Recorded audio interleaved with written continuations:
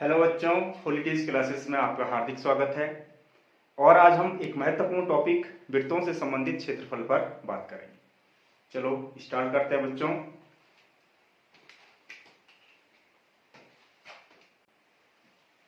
तो सबसे पहले बच्चों हम वृत्त संबंधी कुछ महत्वपूर्ण बातों को समझ लेंगे। तो सबसे पहले है वृत्त इस प्रकार की एक समतल ज्यामितीय आकृति होती है। ये इसका केंद्र है और केंद्र से इस परिधि की दूरी को हम त्रिज्या कहते हैं।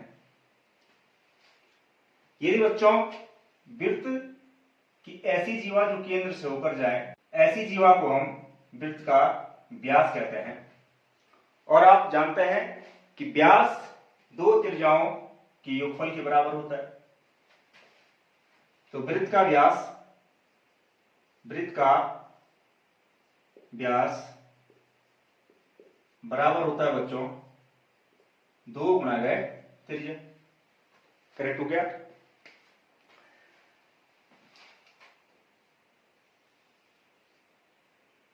इसी प्रकार से यदि हम त्रिज्या निकालें तो त्रिज्या व्यास का आधा होता है। तो वृत्त की त्रिज्या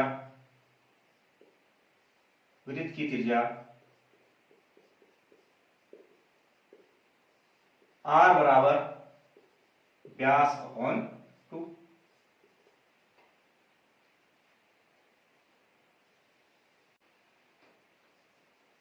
वृत्त का परिमाप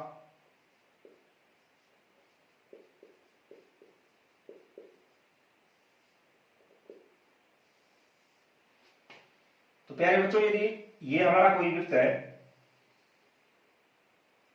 और हम इस वृत्त के अनुदिश इस वृत्त पर ए से चलकर पुनः हम वापस ए पर आते हैं, तो जो कुल दूरी हम एक चक्कर में वृत्त पर तय करते हैं उसे हम वृत्त का परिमाप या परिधि कहते हैं। करेक्ट हो गया। तो वृत्त के अनुदिश हम लिखेंगे वृत्त के अनुदिश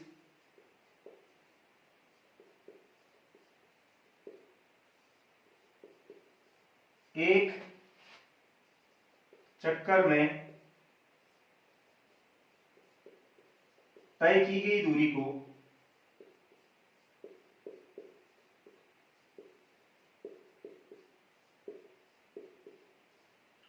वृत्त का परिमाप कहते हैं। प्रायः इसे वृत्त की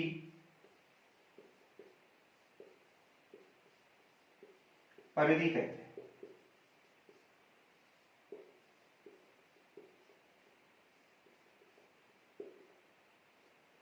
करेक्ट हो गया।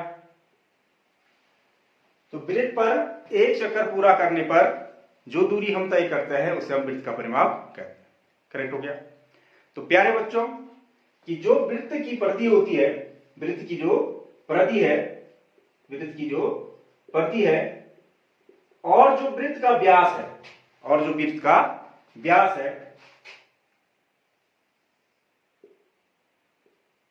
ये वृत्त का व्यास है, तो किसी वृत्त की परिधि और व्यास में एक निश्चित अनुपात होता है। एक क्या होता है? निश्चित अनुपात होता है, जिसे हम पाई कहते हैं। करेक्ट हो गया। तो वृत्त की परिधि तथा व्यास में अचर अनुपात होता है,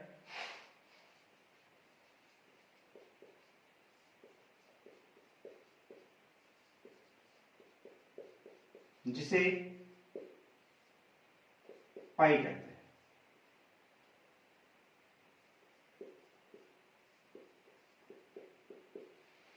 और यह पाई एक क्या है? यूनानी अक्षर है। पाई एक यूनानी अक्षर है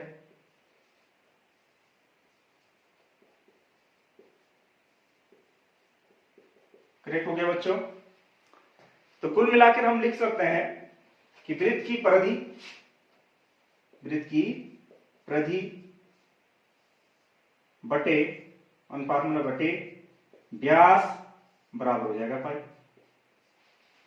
करेक्ट है, समझ आया बच्चों। अब यहां से हम क्रॉस मल्टीप्लाई करेंगे तो परिधि इज इक्वल टू हो जाएगा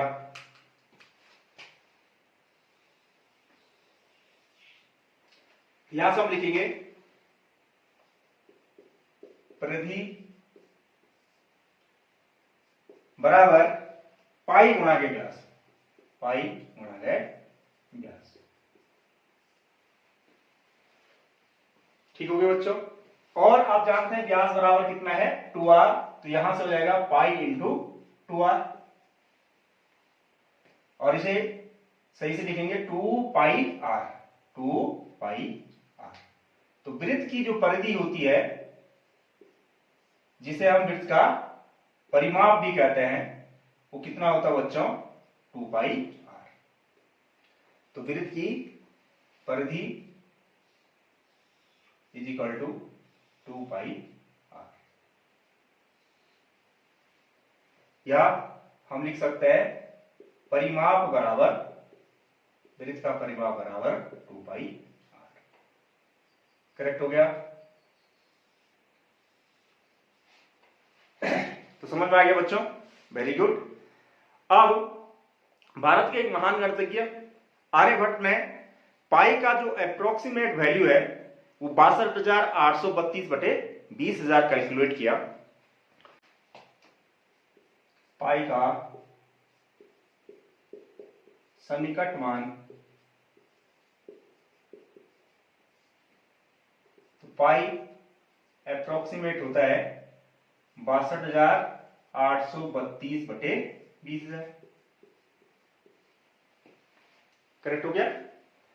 और जिसे हम कैलकुलेट करके लगभग पाई होता है 3.1416। प्यारे बच्चों, ये पाई की अप्रोक्सीमेट वैल्यू होती है।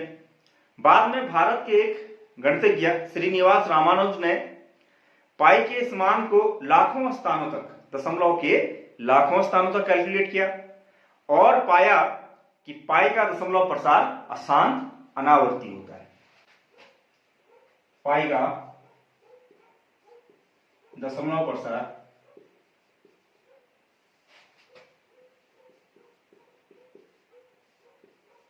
अशांत अनावर्ती, जिसे कहते हैं नॉन टर्मिनेटिंग,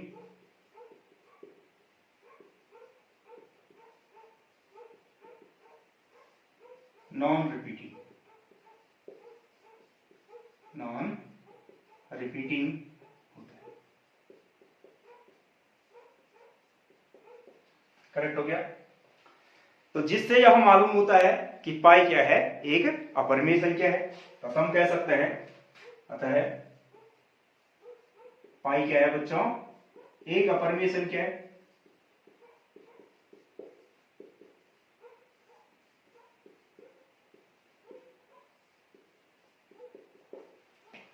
और बच्चों अपने व्यवहारिक प्रयोगों के लिए या व्यवहारिक कार्यों के लिए हम पाई को लगभग 22/7 या 3.4 लेते हैं। तो व्यवहारिक कार्यों के लिए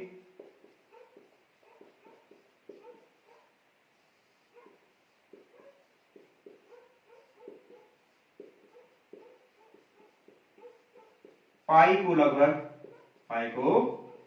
लगभग 22/7 या 3.14 लेते हैं। करेक्ट हो गया। तो सही हो गया बच्चों। तो पाई का यहां क्या होता है, लगभग मान होता है 22/7 या 3.14। अब पाई का उपयोग वहीं किया जाता है कि जहां वृत्ताकार संरचनाएं होती हैं। करेक्ट हो गया बच्चों। तो पाई का उपयोग वहीं होगा जहां वृत्ताकार समस्याएं हैं। जैसे हम किसी बेलन का आयतन निकाल रहे हैं या बेलन का पृष्ठीय क्षेत्रफल निकाल रहे हैं, तो इसके जो सूत्र होंगे आयतन या पृष्ठीय क्षेत्रफल निकालने के लिए, तो उसमें पाई का क्या होगा, उपयोग होगा। क्यों?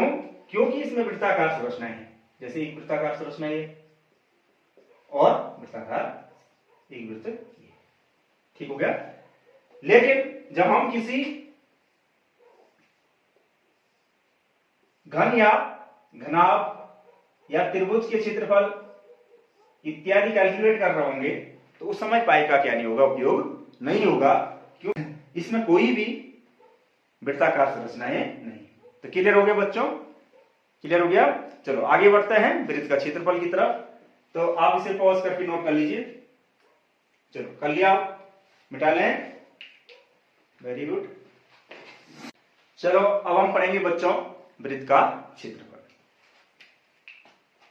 वृत्त का क्षेत्रफल, इसको समझने के लिए बच्चों हम एक छोटी सी एक्टिविटी करेंगे कि माना यह हमारा कोई एक वृत्त है जिसका केंद्र O है और इस वृत्त की त्रिज्या R है, और इस वृत्त की त्रिज्या R है। ठीक हो गया? अब इसका क्षेत्रफल ज्ञात करने के लिए बच्चों हम इस वृत्त को बहुत ही छोटे स्ट्रिप में क्या करेंगे, डिवाइड करेंगे। बहुत ही छोटे त्रिज्याखंडों में हम इसे डिवाइड करेंगे, बहुत छोटे छोटे हम इसमें त्रिज्याखंड बनाएंगे।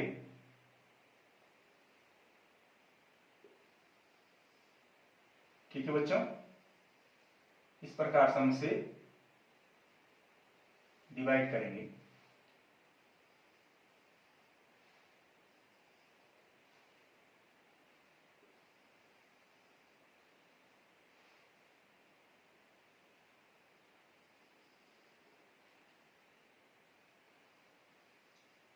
One two three four five six seven eight nine 10, 11, 12, 13, 14, 15, 16।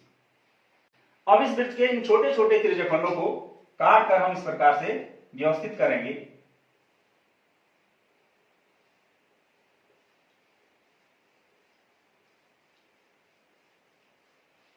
इस टाइप से।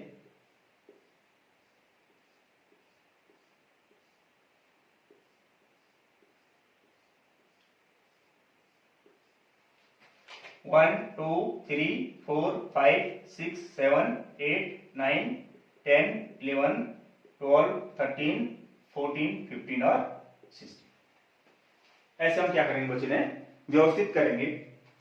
तो जब हमने इसको इस प्रकार से व्यवस्थित किया तो हमने देखा कि यह एक लगभग क्या है, आयत की संरचना है।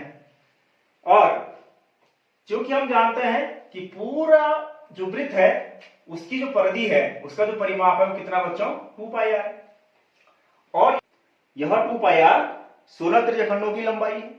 और ये 16 त्रिज्याखंड अब दो प्रकार से क्या हो गए हैं, विभाजित हो गए हैं। आधे त्रिज्याखंड तो ऊपर की ओर और आधे त्रिज्याखंड नीचे की ओर व्यवस्थित हैं। तो इसलिए यहां से और यहां तक इन त्रिज्याखंडों की लंबाई होगी इस 2 पाई आर का आधा, अर्थात पाई आर। करेक्ट हो गया? और पाई आर नीचे की ओर। और आप देखिए एक त्रिज्याखंड की जो हाइट है वो त्रिज्या के बराबर होगी, तो ये जो हाइट होगी इसकी त्रिज्या आर। करेक्ट हो गया? समझ में आया बच्चों? तब हम लिख सकते हैं कि वृत्त का क्षेत्रफल बराबर होगा आयत के रूप में व्यवस्थित, आयत के रूप में व्यवस्थित त्रिज्याखंडों का क्षेत्रफल।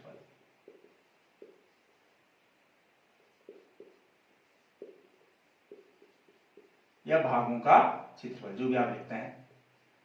अब आयत के रूप में व्यवस्थित इन भागों का क्षेत्रफल निकालिए तो आयत का क्षेत्रफल हो जाएगा लंबाई गुणा चौड़ाई। करेक्ट हो गया?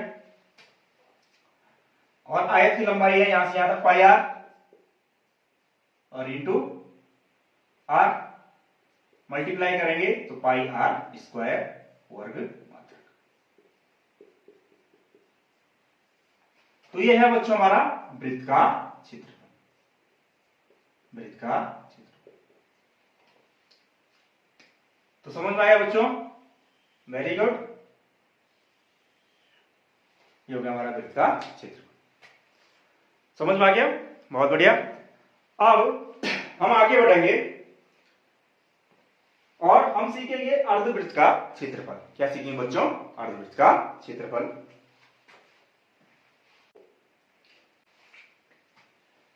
तो प्यारे बच्चों, ये हमारा एक वृत्त है और इसका केंद्र क्या है? O है और इस वृत्त की त्रिज्या R है। जब हम इस वृत्त में एक व्यास AB खींचते हैं तो हम देखते हैं कि यह वृत्त क्या होता है? दो बराबर भागों में विभाजित हो जाता है। दो बराबर भागों में विभाजित हो जाता है और इसका प्रत्येक भाग क्या कहलाता है? अर्धवृत्त कहलाता है। करेक्ट हो गया? इसका प्रत्येक भाग क्या कहलाता है? अर्धवृत्त कहलाता है। तो इस टाइप की संरचना ये हमारा क्या है? अर्धवृत्त है। तो हम जानेंगे इस अर्धवृत्त की परिधि।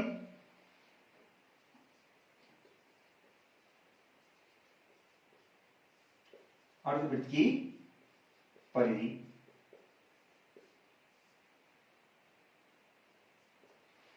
तो परिधि का मतलब है कि अर्धवृत्त के इस चाप की लंबाई, अर्धवृत्त के इस चाप की लंबाई ए से बी तक के चाप की लंबाई को अर्धवृत्त की क्या कहेंगे? हम परिधि कहेंगे। तो आप जानते हैं वृत्त की परिधि कितनी होती है बच्चों? Very good, 2 pi r. तो अर्धवृत्त की परिधि इस परिधि का आधा होगा तो हो जाएगा आपका पाई आर।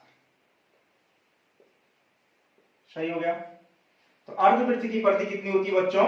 पाई आर मात्रक होती है।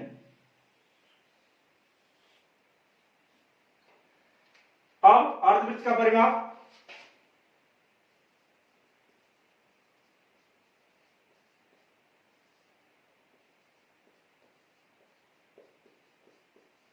अर्धवृत्त का परिमाप तो अर्धवृत्त का परिमाप हो जाएगा, थोड़ा ध्यान दें, यहां से और यहां तक होगी इसकी परिधि प्लस और बी से ए तक व्यास प्लस व्यास। करेक्ट हो गया? जो परिमाप होगा उसमें परिधि और प्लस व्यास। ठीक हो गया? तो परिधि है इसकी पाई आर और व्यास हो गया 2r। तो पाई आर प्लस 2r मात्रक अर्धवृत्त की क्या होती है? परिमाप होता है। अर्धवृत्त का परिमाप पाई आर प्लस 2r होता है। करेक्ट हो गया? तो अर्धवृत्त के केस में परिधि और परिमाप दोनों चीजें क्या होती है बच्चों? अलग होती है। समझ में आया? परिधि का मतलब होता है जो ये अर्धवृत्ताकार चाप है इसकी लंबाई, और परिमाप का मतलब होता है अर्धवृत्ताकार चाप और प्लस व्यास, दोनों को जोड़कर इसका क्या हो जाएगा? परिमाप हो जाएगा। अब इसके बाद आएगा बच्चों इसमें अर्धवृत्त का क्षेत्रफल।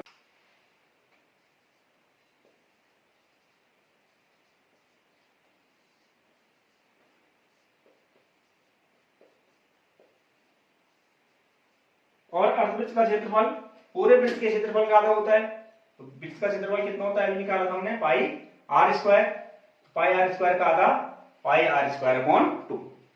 तो अर्धवृत्त का क्षेत्रफल हो जाएगा पाई आर स्क्वायर अपॉन 2, या इसको हम लिख सकते हैं 1/2 पाई आर स्क्वायर, ऐसे भी हम लिख सकते हैं। वर्ग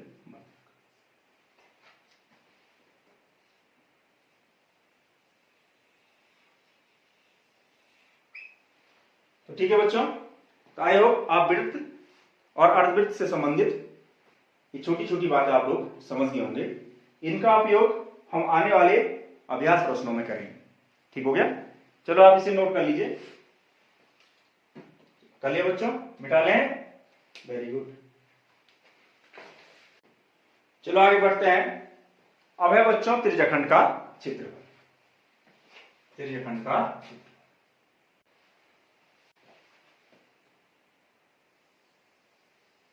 माने कोई वृत्त है और इस वृत्त का केंद्र O है और इस वृत्त की एक त्रिज्या ओ ये है और त्रिज्या यहां आर है और इसकी अन्य त्रिज्या ओ भी है। तो ये दो त्रिज्याएं और एक चाप, इन दो त्रिज्याओं, एक त्रिज्या ये हमारी हुई करेक्ट, और चाप ये ए बी और दूसरी त्रिज्या ये ओ बी, इसके द्वारा घिरे इस भाग को हम क्या कहते हैं? त्रिज्याखंड कहते हैं। करेक्ट हो गया। इसके द्वारा घिरे इस भाग को हम क्या कहते हैं बच्चों? त्रिज्याखंड कहते हैं। यदि इसको हम अलग सेपरेट करें तो ये हमें कुछ इस प्रकार से दिखाई देगा।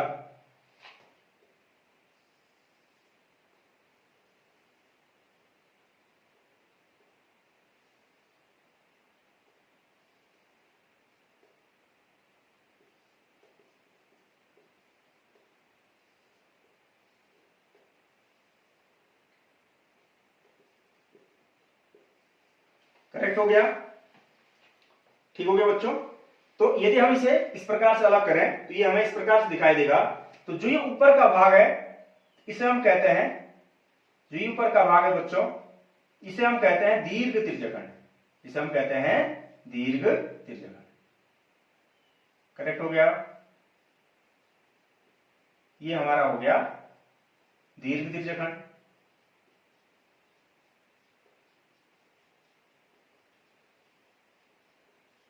और जो नीचे का भाग है इसे हम कहते हैं लघु त्रिज्याखंड, लघु त्रिज्याखंड। ठीक हो गया।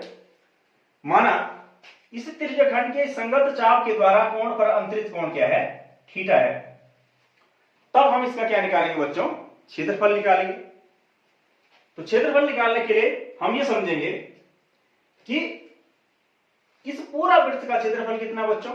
पूरे वृत्त का क्षेत्रफल, पूरा वृत्त ये है, पूरा वृत्त ये है और इसका जो क्षेत्रफल होता है पाई आर स्क्वायर।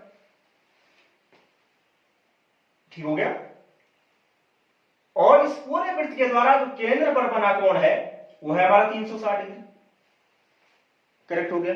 पूरे वृत्त के द्वारा केंद्र पर जो अंतरित कोण है उसे संपूर्ण कोण कहते हैं और 360 डिग्री होगा। अगर हम ऐसा कहें कि जब कोण 360 डिग्री है तो तब क्षेत्रफल कितना है? पाई आर स्क्वायर। करेक्ट हो गया। तब क्षेत्रफल कितना बच्चों? पाई आर स्क्वायर है। तो हम यहां पर लिख सकते हैं जब केंद्र पर अंतरित कोण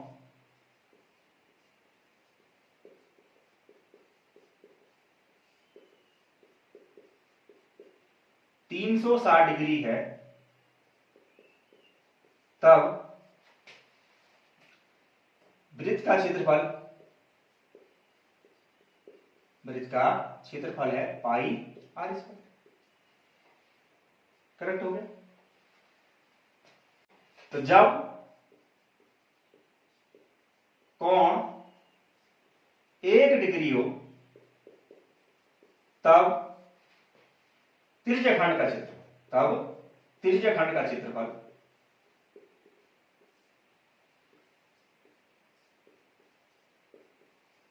हो जाएगा। एक एक नियम से देखो, 360 में यहां से हटाएंगे तो यहां भाग में आ जाएगा pi r square upon 360 degree.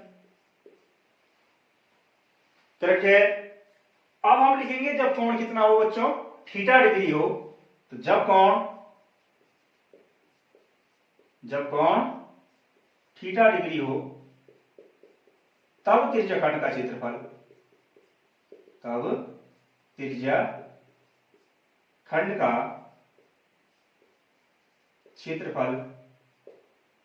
तो एक सम क्या कर रहा है? ज्यादा कर रहा है तो यहां थीटा से क्या कर लेंगे? मल्टीप्लाई कर लेंगे। तो pi r square upon 360 degree into theta. आगे बात समझ में। तो इसको हम अच्छे ढंग से लिखेंगे तो थीटा डिग्री कोण वाले त्रिज्याखंड का क्षेत्रफल, त्रिज्याखंड का क्षेत्रफल बराबर, थीटा सबसे पहले लिखो, थीटा बटे 360 डिग्री और पाई आर स्क्वायर वर्ग। समझ में आया? तो ये जो फार्मूला है इससे हम त्रिज्याखंड का क्षेत्रफल निकाल सकते हैं। जब त्रिज्यखंड के द्वारा वृत्त के केंद्र पर थीटा डिग्री का कोण क्या किया जाता है, अंतरित किया जाता है। तो आई होप बच्चों कि आपकी समझ में आया होगा। अब इसी क्रम में आगे बढ़ेंगे। अब इस त्रिज्यखंड के चाप की लंबाई हम ज्ञात करेंगे। इस त्रिज्यखंड के चाप की लंबाई ज्ञात करेंगे। तो चाप की लंबाई ज्ञात करने के लिए बच्चों देखिए, माना ये चाप की लंबाई L है, तो हम जानते हैं कि पूरे वृत्त के चाप की लंबाई कितनी होती है। पूरा चाप जो पूरा वृत्त बना रहा है वो चाप कितना होता है, वेरी गुड, 2 पाई आर परिधि के बराबर होगा पूरा। ठीक हो गया। तो ये 2 पाई आर चाप केंद्र पर कितना का कोण अंतरित कर रहा है, 360 डिग्री का कोण अंतरित कर रहा है। या हम इसे यूं कहें कि जब केंद्र पर अंतरित कोण 360 डिग्री है तो चाप की कुल लंबाई है 2 पाई आर। करेक्ट हो गया बच्चों। तो हम इसे इस प्रकार समझेंगे,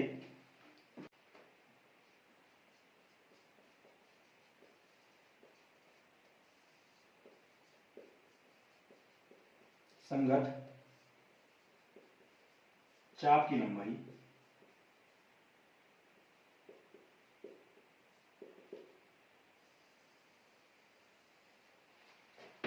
तो जब कोण 360 डिग्री है तो चाप की कुल लंबाई है 2 पाई आर। यहां पर लिखेंगे जब केंद्र पर अंतरित कोण 360 डिग्री है तब चाप की लंबाई बराबर वृत्त की परिधि 2 पाई आर। करेक्ट हो गया। और जब केंद्र पर अंतरित कोण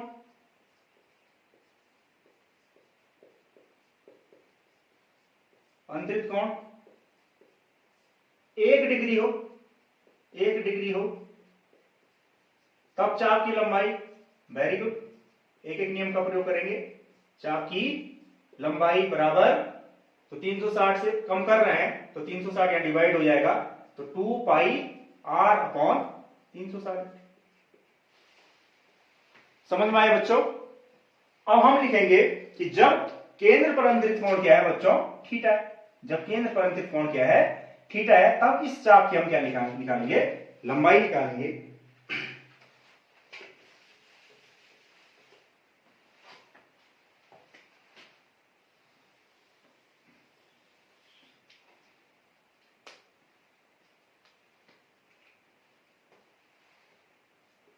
तो जब केंद्र पर अंतरित कोण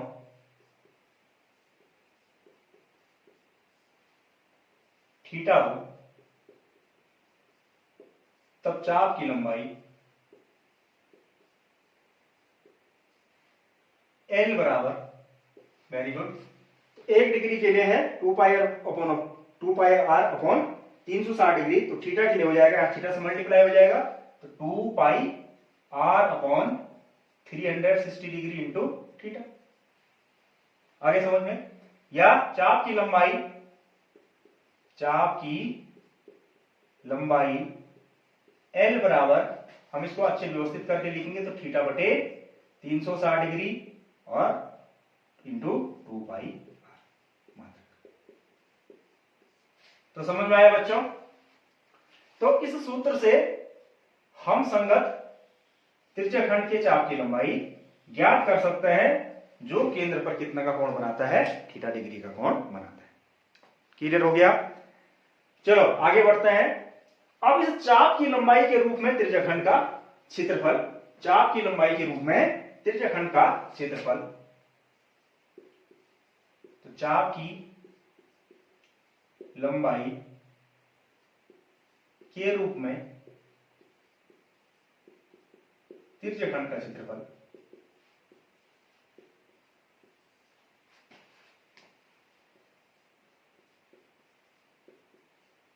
बराबर, तो प्यारे बच्चों चाप की लंबाई के रूप में त्रिज्यखंड का क्षेत्रफल हो जाएगा 1/2 L और R वर्ग। क्लियर हो गया। तो चाप की लंबाई के रूप में यदि हमें चाप की लंबाई मालूम है तो डायरेक्ट हम त्रिज्याखंड का क्या निकाल सकते हैं, क्षेत्रफल निकाल सकते हैं। और वो क्षेत्रफल होगा 1/2 गुणा एल आर। 1/2 गुणा एल। एल चाप की लंबाई है और आर क्या है, त्रिज्या है। तो आई होप आप त्रिज्याखंड के इन सूत्रों को समझ पाए होंगे। त्रिज्याखंड का क्षेत्रफल जब कोण थीटा है और त्रिज्याखंड का क्षेत्रफल जब चाप की लंबाई क्या है मालूम है। करेक्ट है बच्चों। अब हम समझेंगे बच्चों वृत्त के चतुर्थांश का क्षेत्रफल। तो वृत्त के चतुर्थांश का क्षेत्रफल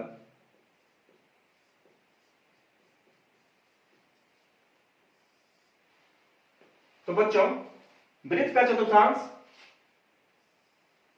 जब हम किसी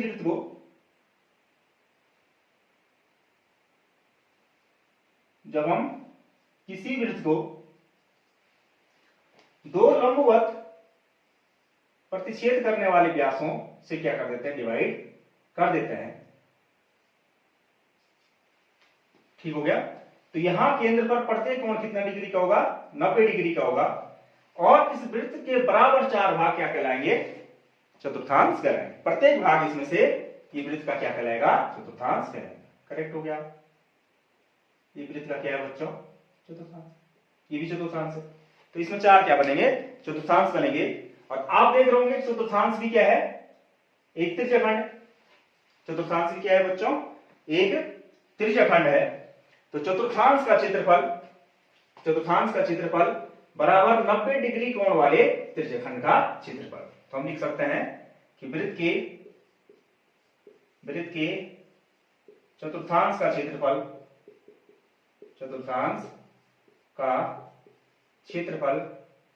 बराबर 90 डिग्री कोण वाले त्रिज्याखंड का क्षेत्रफल।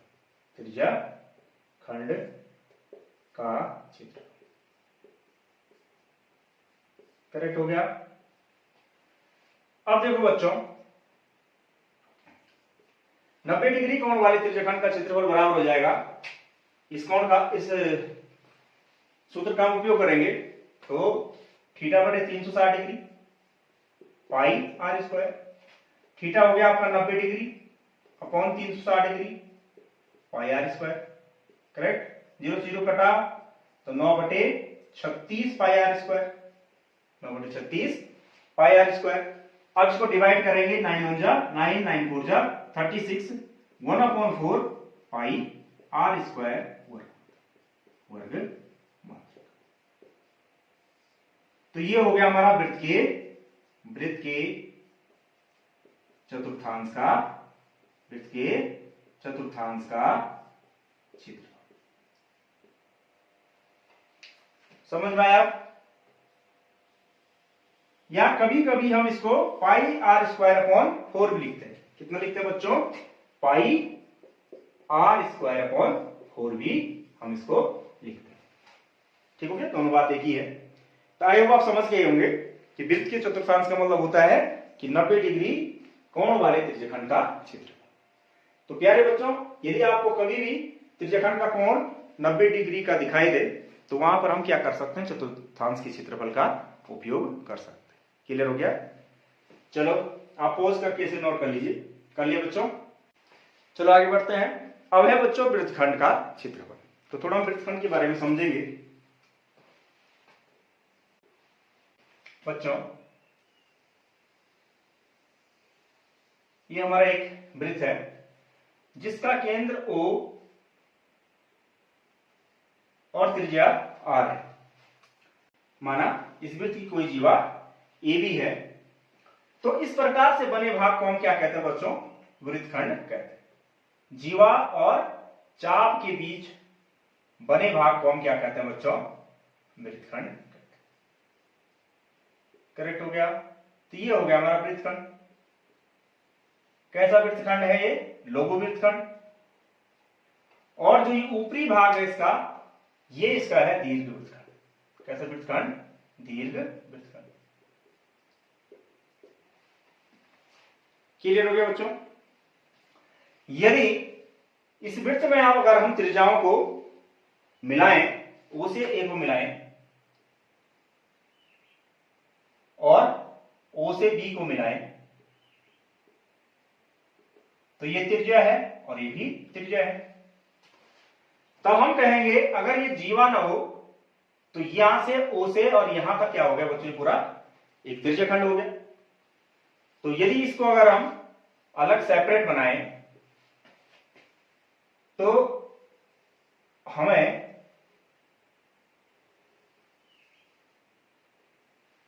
ओ ए बी ये है हमारा त्रिज्यखंड, ये है हमारा त्रिज्यखंड, करेक्ट हो गया, ठीक हो गया।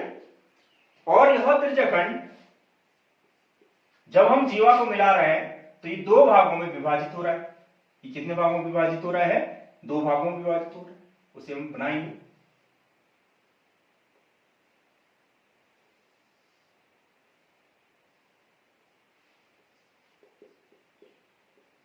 जब हमने इसकी जीवा को मिलाया तो ये वृत्तखंड, सॉरी, जब हमने इस जीवा को मिलाया तो यह त्रिज्यखंड दो भागों में क्या हुआ? विभाजित हुआ। ऊपर का जो भाग है वो त्रिभुज है, त्रिभुज ओईबी, करेक्ट। और नीचे का जो भाग है, नीचे का जो भाग है ये है हमारा वृत्तखंड। ये जो भाग है ये है बच्चों हमारा वृत्तखंड।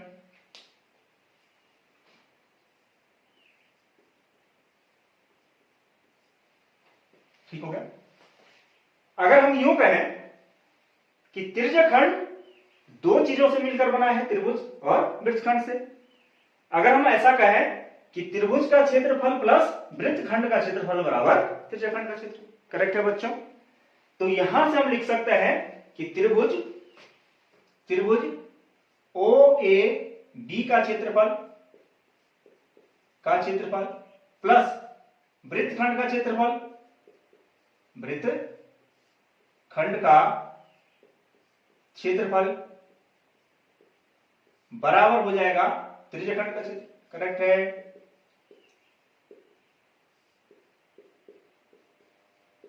करेक्ट है बच्चों।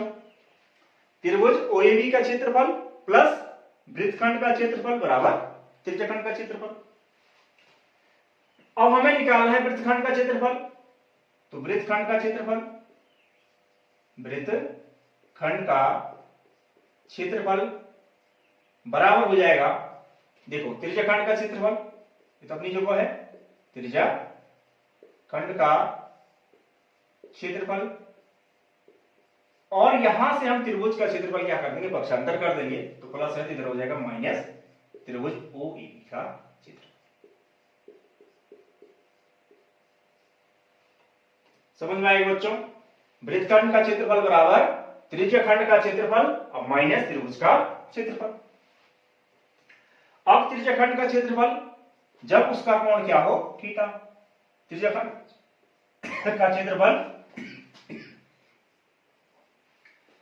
का क्षेत्रफल जब उसका कोण क्या हो बच्चों?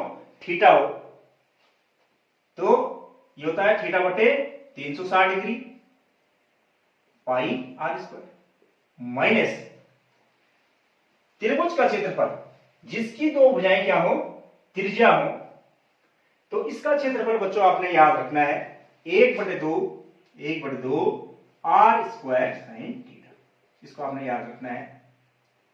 आने वाली कक्षाओं में हम इस क्षेत्रफल को ज्ञात करना आपको सिखाएंगे, तो आपने अभी इसको इसी प्रकार से याद रखना है। तो वृत्तखंड का क्षेत्रफल हमारा हो गया थीटा बटे 360 degree pi r square minus 1/2 r square sine theta. तो इस फार्मूले की मदद से, इस सूत्र की मदद से हम किसका क्षेत्रफल निकाल सकते हैं बच्चों? किसका क्षेत्रफल निकाल सकते हैं? वृत्तखंड का क्षेत्रफल याद कर सकते हैं। तो समझ में आ गया बच्चों? अब इसमें एक छोटा सा परिणाम आप उसे भी क्या करेंगे? याद रखेंगे कि साइन 90 प्लस थीटा बराबर होता है बच्चों cos थीटा। इसको भी आप क्या करेंगे? इसी प्रकार से याद रखेंगे, sine 90 plus theta is equal cos theta. Correct हो गया बच्चों, समझ में आ गया।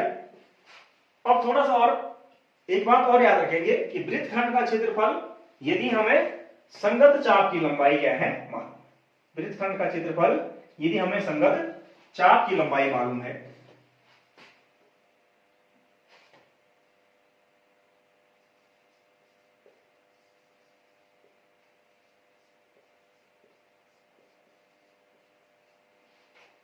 बराबर, तो हम इस प्रकार से लिख सकते हैं संगत चाप की लंबाई में त्रिज्यखंड का क्षेत्रफल हो जाएगा 1/2 LR और minus half R square sine theta. ठीक हो गया।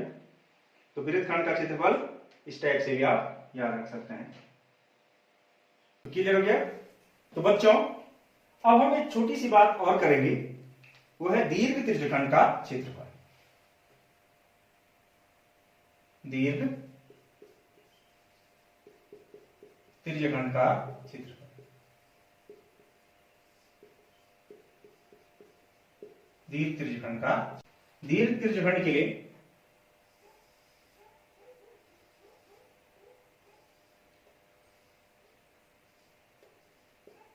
दीर्घ त्रिज्यखंड के लिए यदि ये लघु त्रिज्यखंड का कोण थीटा है, तो तब दीर्घ त्रिज्यखंड का जो कोण होगा वो 360 डिग्री माइनस थीटा होगा। करेक्ट हो गया कि दीर्घ त्रिज्यखंड का कोण कितना होगा, 360 डिग्री माइनस थीटा होगा। तो दीर्घ त्रिज्यखंड का क्षेत्रफल बराबर हो जाएगा, अब थीटा की जगह हम कितना लिखेंगे बच्चों, 360 degree minus theta, 360 degree minus theta बटे 360 डिग्री बटे 360 डिग्री और पाई आर स्क्वायर। ठीक हो गया, ठीक हो गया बच्चों।